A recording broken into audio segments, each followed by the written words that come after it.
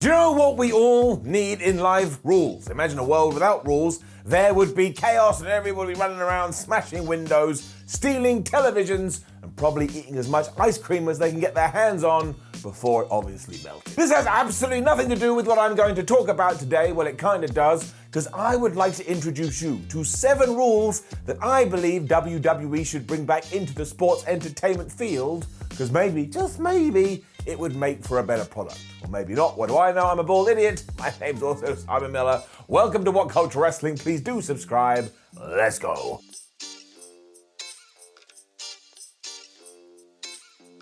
Number 7, the closed fist. Back in the day, most wrestling promotions did indeed ban the closed fist because they wanted their wrestling and performers to base their skills on athletic talent alone. I suppose probably someone someday went, oh man, we should separate it from boxing too, which doesn't make any sense because human beings love watching another human being punch the first human being right in the skull. However, more to the point, pro wrestling, of course, based its whole endeavor on amateur wrestling, and in amateur wrestling, nobody was punching anyone, so it was a really nice way to kind of separate the two, especially when a bad guy did it. And we have moved so far away from this today that everybody does it, to the point the crowd will do the whole yay boo thing.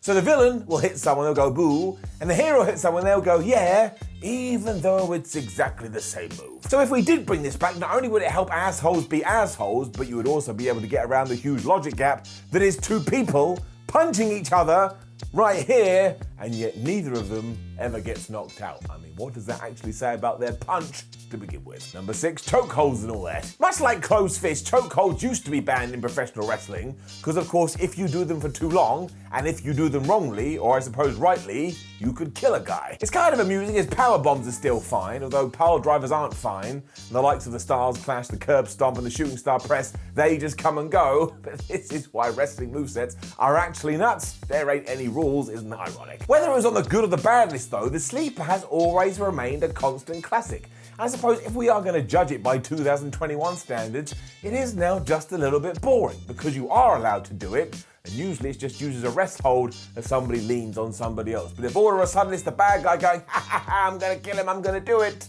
well, you may inject some life into the product. Number 5, the pat down. This happened to me the other day, so it does still exist in some places.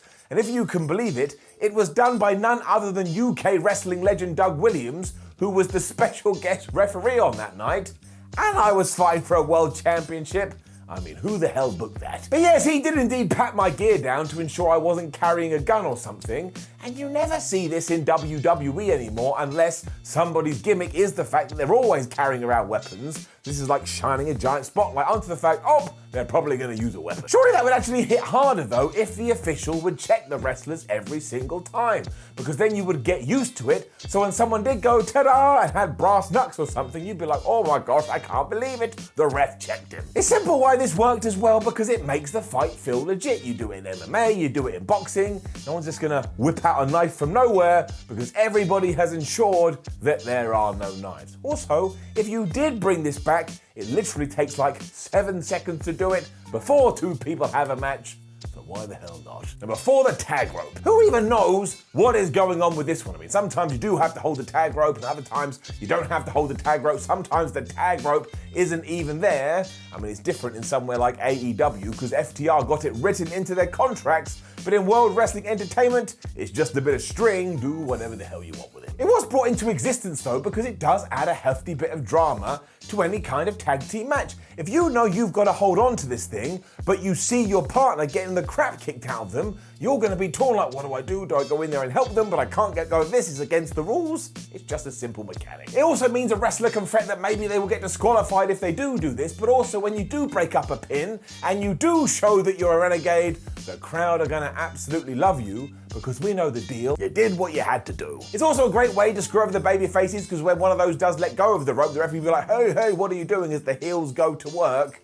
And then you just have an example like Eddie Guerrero, who somehow took a piece of fiber or a piece of material and made it one of the most entertaining things you've ever seen in your life. And that, my friend, is why Eddie Guerrero is one of the best wrestlers ever. Wait a minute, nope, we weren't talking about that, but a fact is a fact. Number 3, 3-count KOs. So this goes against our whole realism argument, but man, do I miss the days when somebody would be in some kind of submission maneuver and the referee would lift their hand once and the referee would lift their hand twice and go, oh my gosh, if it doesn't come up for a third time, I think this person may be dead. Why the hell did I just play around with their arm? That never happened though, because instead at the last second, this guy's arm would just shoot up in the air and the fans would be like, oh, thank goodness he breathes again. It was just fun. But sure, when you see somebody tap quicker than a hiccup when you're watching the UFC, it does seem a little bit bizarre that a wrestler would get this much time. But never forget, this isn't mixed martial arts, it is sports entertainment. So if you want to kind of blend the real with the so-called fake, then why the hell not if it serves the match? If nothing else, what we really need to introduce is some kind of system when a competitor gets knocked out for real. For some reason, within WWE, we still have this idea, well, we better finish the match, that person better get hit by the move that we'd already planned. But again, in real fighting, when somebody gets KO'd, that's that. So if it happens in wrestling, even though it wasn't the intended finish, wouldn't that be a good way to say bye-bye, we're done? You literally stop them from getting back up. So there's somewhat of a back and forth with this one. You want the fun and games, but you also want the seriousness. But I think that pro wrestling can handle both. Its parameters can be stretched that far. Number 2, interference. That's right, I said it has to be said, and my word, is this going to feel good to finally get off my chest? Because nobody understands it, not even me. What? Dunno. Now do not get me wrong, interference and distractions are all over the pro wrestling scene at the moment, and of course every single one always ends with the most devastating move in all of sports entertainment, the surprise roll-up. And you can't argue that it's not the most devastating move in all of sports entertainment. Its win ratio must be like 94.2%. So what people think I'm totally against it now, I'm not. It's just how we utilize it. And as ever, it wouldn't be the worst thing in the world to see what they were doing back in the day. Because interference used to go about as far as a manager just trying to help their employee get an advantage. So Jimmy Hart would be on the outside, for example. He would see the ref wasn't looking and he'd slap Hulk Hogan or somebody in the face, or he'd get his megaphone and clonk him on the noggin, and then he'd run away and go, well, I didn't do anything.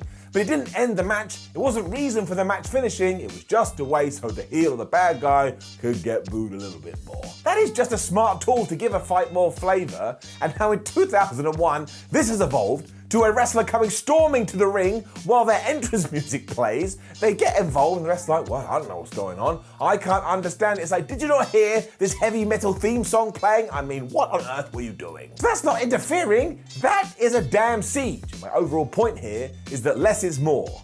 Although that's not true, more is more. Again, 2021 WWE. Number 1, time limits. Now everybody calm down because I'm going to talk about AEW and New Japan, but they both use time limits great, especially the latter. And the reason you always want to introduce it into your world of wrestling is because basically it gives you another new way to end a match. And you don't have to overdo them either. You just have to teach your audience that, oh my gosh, there's only a 20-minute limit. Maybe it will end in a draw. And again, if you use these sparingly, sometimes you'll even get people going, oh, I can't believe it. WWE used to do this all the time, and it's a really great way when you do have someone you don't want to win and you have somebody else that you don't want to lose to go, well, they can go to a draw, as opposed to, 50-50 booking, you win there, you win there, you win there, you win there. I mean, you gotta know where you're going and you gotta make sure you pay it off down the line, but there's a reason the likes of Ric Flair, Ricky Steamboat, CM Punk, Samoa Joe, Tanahashi, Okada, Greg the Hammer Valentine, and a bunch of other people, Terry Funk, used to use these because it can work. I can't even remember the last one that WWE did. And every time I say something like that, it usually happened yesterday and I've just forgotten,